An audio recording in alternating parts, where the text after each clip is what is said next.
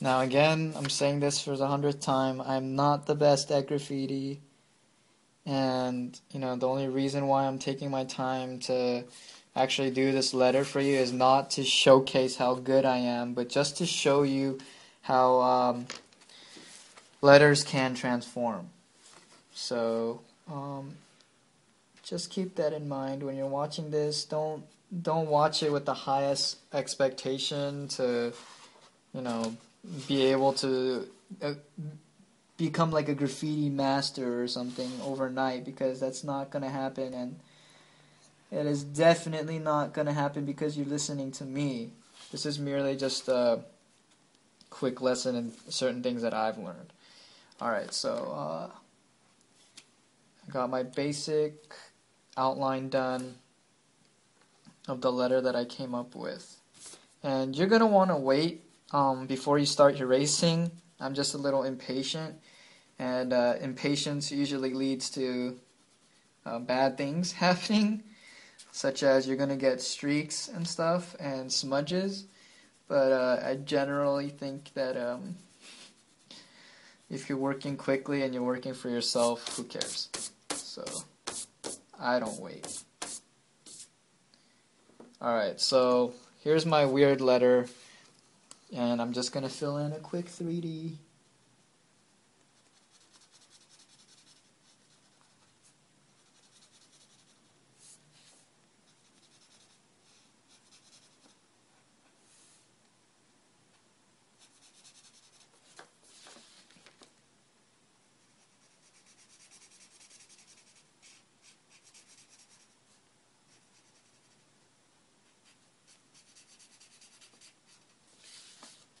Alright, so let me talk about 3Ds while we're here.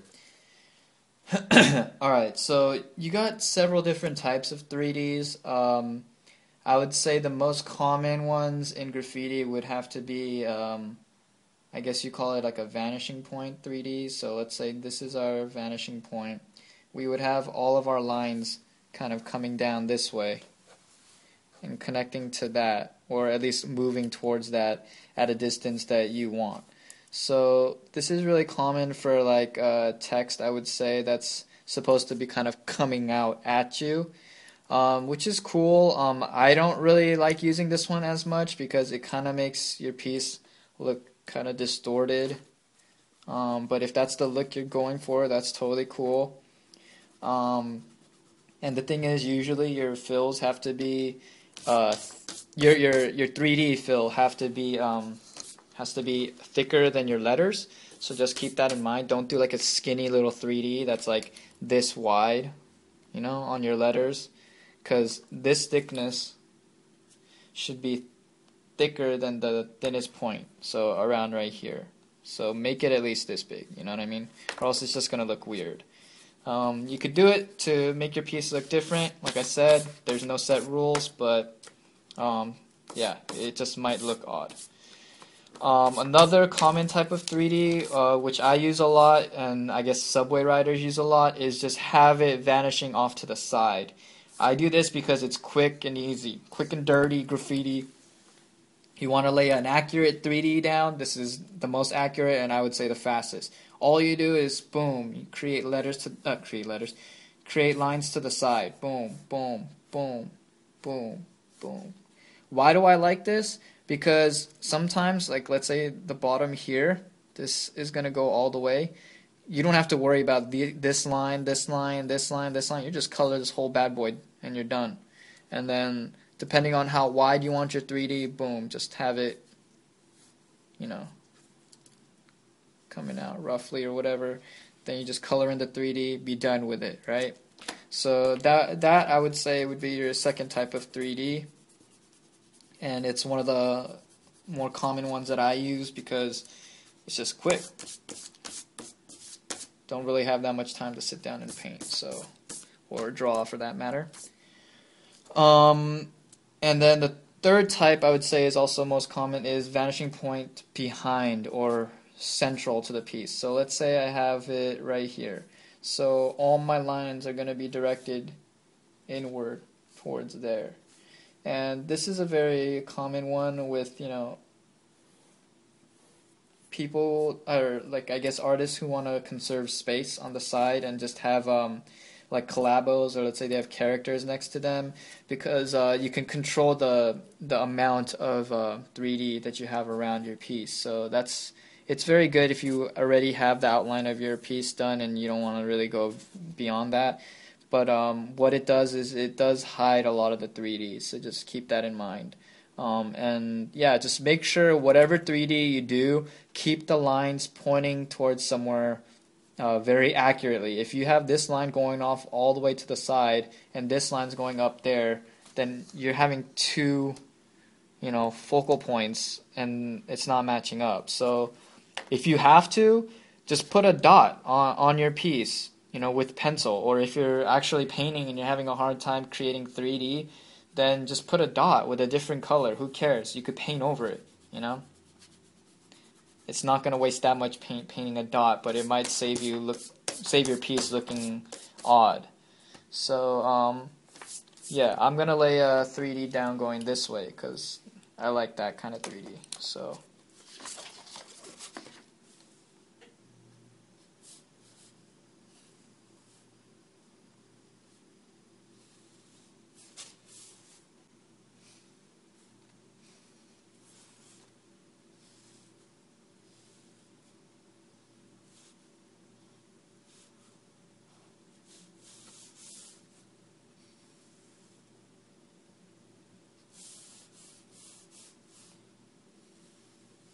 another DVD, I don't know if I've mentioned it, but that I actually like was Ease Digital's, what was it called? Future of Graffiti.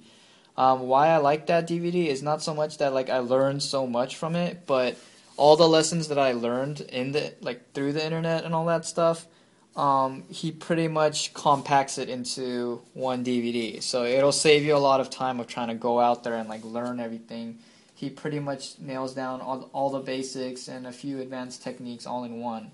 And I even hear that he came out with the Wild Style DVD, which I might even go and buy because I'm not the best at Wild Style.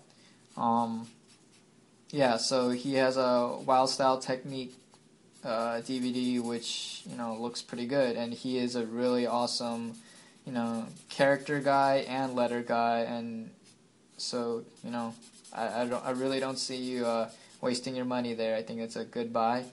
And yeah, he covers a lot of the basics. He even shows you, like I am, about how he comes up with letters and stuff, and he is better than me, of course. So you guys might want to go out and buy that.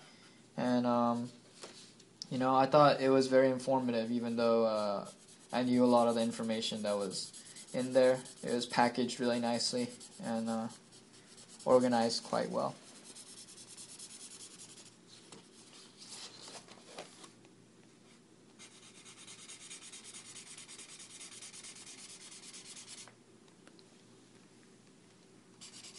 Alright, well, I'm going to finish coloring this one in, and I'll catch you guys on the next video. Okay, so I finished my 3D fill, and looking back at the original lettering we have, I kind of like some aspects of this letter more than this letter because I feel like I went a little too crazy in some parts and flared out too much. But a lot of the parts of the letter here I like because it's original, and you won't see that many other letters out there. You won't see that many R's like this. So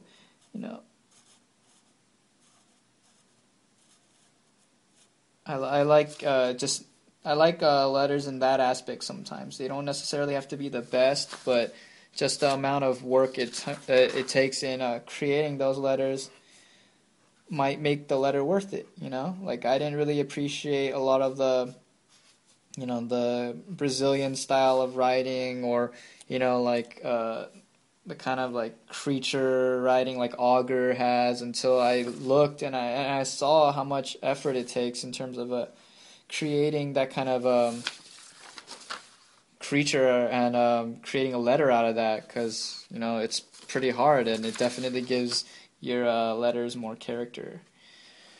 Alright, so what I want to talk about Again, this isn't the best R I've done, but you know what I just want to talk about quickly will have to be choosing your colors. Okay, so we talked about materials. You know, you have all these materials available to you. What other materials are out there?